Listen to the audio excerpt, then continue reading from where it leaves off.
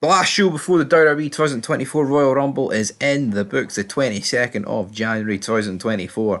Monday Night Raw review is here. And was it a good show?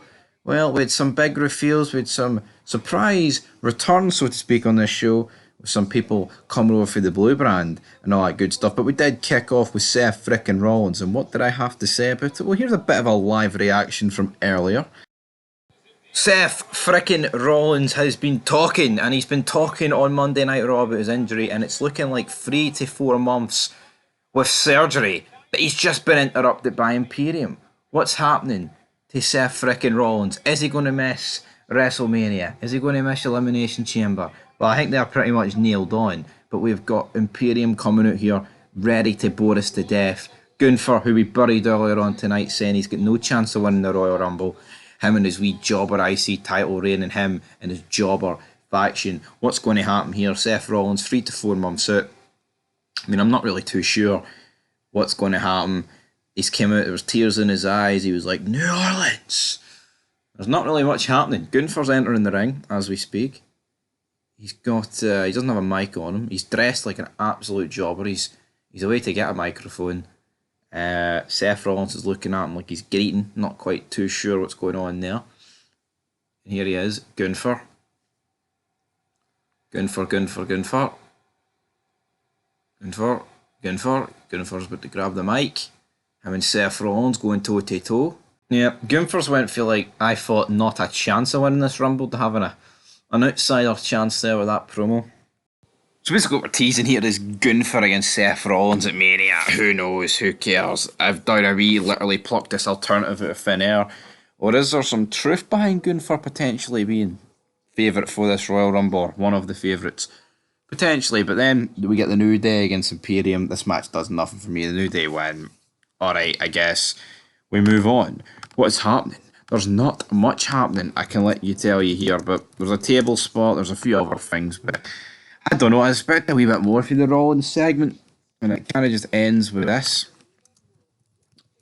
match, and the New Day are doing nothing for me. We did see them backstage in a wee segment, to which we then seen, what do you call them, Damage Control in the background. We do see Damage Control at a later date, to be fair. And then we get a Royal Rumble promo, which is pretty much straight after the WWE 2K24 vignette, which of course was announced today. If you want to see content on that, go and check it out. We have a Judgment Day promo backstage, but there's not really an awful lot happening. The Creed brothers hype up Ivy Neal as she takes on Valhalla, and Ivy Neal defeats Valhalla. Talk about a throwaway match that no one gives an absolute monkey's about, man. Shite, nobody cares. Up next we have Nia Jax, Becky Lynch and Bayley in a segment kind of just talking about the Women's Royal Rumble. Nia Jax comes out, bores us. Becky Lynch comes out like, Nia, you know, the women are going to be after you, not because you're the biggest, but because you're a cunt. No one likes you. Bayley comes out, and then they kind of just all start fighting. We then cut backstage. Rhea Ripley is confronting Becky Lynch. There's like audio problems. We don't really get to hear what she said. And then Michael Cole's like, oh, Becky Lynch is just embarrassed about what just happened. What did just happen? I've no idea. What just happened? An utter shite fucking promo. It did nothing. Then we get this like almighty Royal Rumble by the numbers vignette, which we've seen all too many times before. Again, not really going to complain about this too much because we always do see them. And you know what? Back in the day, I remember tuning in the Rumble, man, seeing these were so fucking pumped. It's like this year, it's like, you know what? Yeah, there's an element of unpredictability. CM Punk could drop, you know, Cody Rhodes, etc. But it's a shame wrestling's dead. Watching this show at the minute, man, it's immense. They made The Miz taking on Dominic Mysterio. But the question is Cody Rhodes grabs the mic here, what do we want to talk about? I'm not too sure. Oh, this CM Punk, thank fuck, interrupted him before we even get to anything. Anyway, Miz Dominic, it's an alright match. Dominic wins, which I was kind of shocked about, but here, at least it's something not exactly entirely predictable.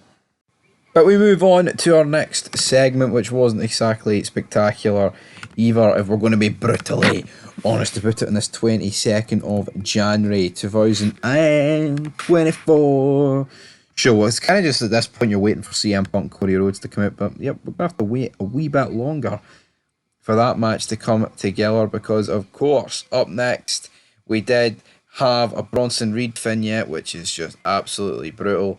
I mean, there was a wee funny segment with R-Truth and Damian Priest, but there's not really much in it, to be honest. Then it's our fourth match, Chad Gable against Ivar, and Jesus Christ, Raw is 3 hours, and you're really beginning to see why all these matches is just an absolute catastrophe. To be perfectly honest, man, an absolute catastrophe here in the slightest. It just fucking sucks. I'm sick of watching Raw every week and just getting shat on with these matches that no one cares about. Ivar wins. Whoop-de-doo. Do you care? Does the people in the back care? Because I, for one, certainly do not. Cody Rhodes and CM Punk have talked it out on Monday Night Raw. We've got the gym-wearing clothes CM Punk, who's been labelled the American Dream, and we've got the CM Punk wearing suit boy, Cody Rhodes. And what did I make of this segment as it comes crashing to an end here? I mean, I thought it was alright.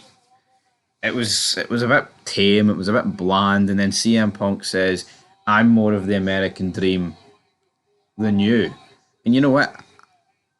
I think he's got a point, because obviously the American Dream, it's supposed to be you start from the bottom and you make a name for yourself, rather than the other way about, where Cody Rhodes, which CM Punk said, was born into that life, you know, with Dusty Rhodes being a massive superstar within the wrestling world. And you know what? You can see his point there. But then Cody Rhodes went, well, you know what I want to talk about? I want to talk about the pipe bomb. CM Punk then proceeds to taking off the microphone, WWE logo, whippings it out. And then Cody Rhodes essentially says, you walked out on us. You didn't pass the torch, you dropped it on the floor. And then what did you do? You left. And then he says, you know who picked up that torch? Me. And it's like, really? I think CM Punk saying that he was the American Dream makes sense, because that can be anyone. But, I mean, who picked up the torch when CM Punk left, if we're being honest? There's not many people you could even say did. I mean, you could say Daniel Bryan did pretty much straight away, like with Mania 30. But if Cody Rhodes said, I did, now it may have took me a few years and a few jumps between companies, but now I'm on your level. If he said something like that, yes, it would make a bit more sense, but I think that line came across as like cringe. CM Punk is like, you're more CM Punk than me? What? They get in each other's faces, and that's pretty much how it ends, guys. Who's going to win? I think it is very hard to call, but this segment was alright, I guess. CM Punk and Rhodes, but yeah, they didn't even get physical or nothing. I mean, Punk grabbed them, and they stuck their noses together, and that was probably about it. And then after this segment, it's pretty much crashing back down to earth, because we had an absolute jobber match with Candice LeRae and Indy Hartwell taking on Zoe Stark and Shayna Baszler. Holy crap. Like, what is this match even doing on this card, man? What is the point? It's fucking shite. Let's just move on. Drew McIntyre cuts a promo backstage, says about how Priest can say what he wants about me holding the belt during the COVID era. I helped a lot of people that were suicidal. My name's Drew McIntyre, and I helped those players. I helped them so much. Decent enough for McIntyre.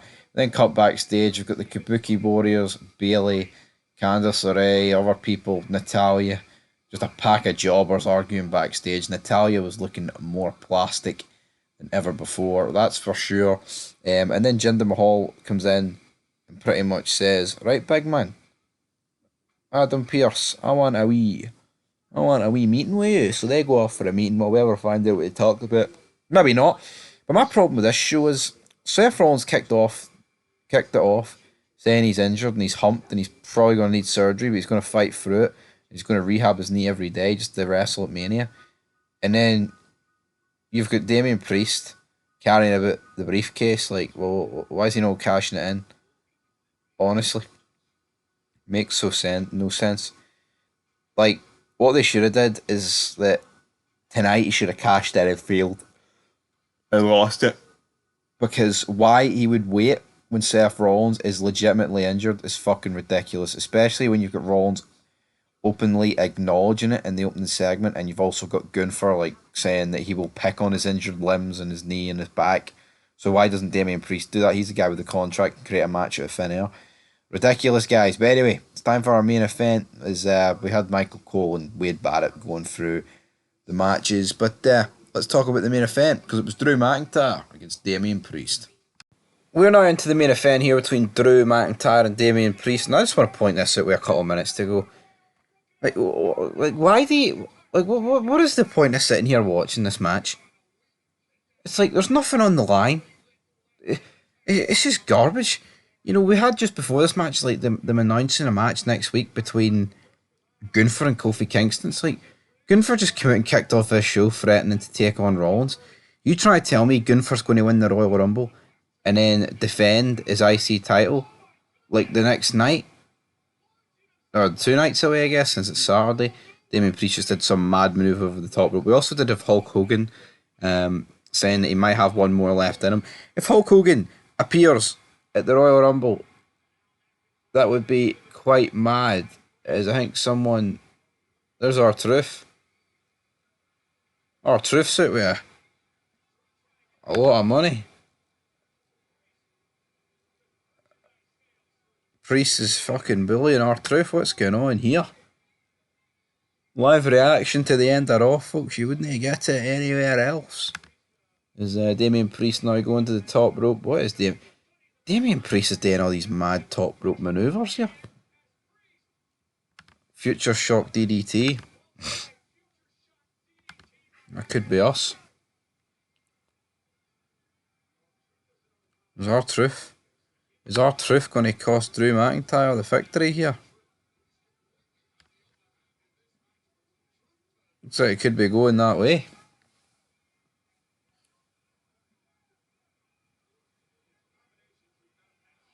And he's just been decked by Drew McIntyre.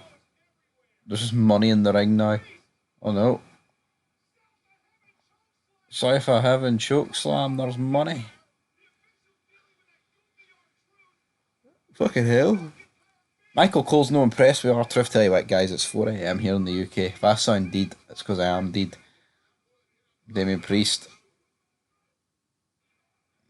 Whoa. My stream's glitched out. R-Truth flies out the ring. He's upside down. Claymore. We Drew McIntyre on Damian Priest. 1, 2, 3, and there you go. It's like, but is that really ending the show? What time is it? 1 minute to 4. I doubt anything else is going to happen here. That might. Seriously. That's it. Drew McIntyre wins a fucking match against Damian, but that's how the show goes off the air. So fucking boring and cookie cutter, man. This show's getting a 1 for me. Didn't mind the... Like, it's just like, what? Fucking sitting up this time watching that pish. It's unacceptable. 1 out of 10.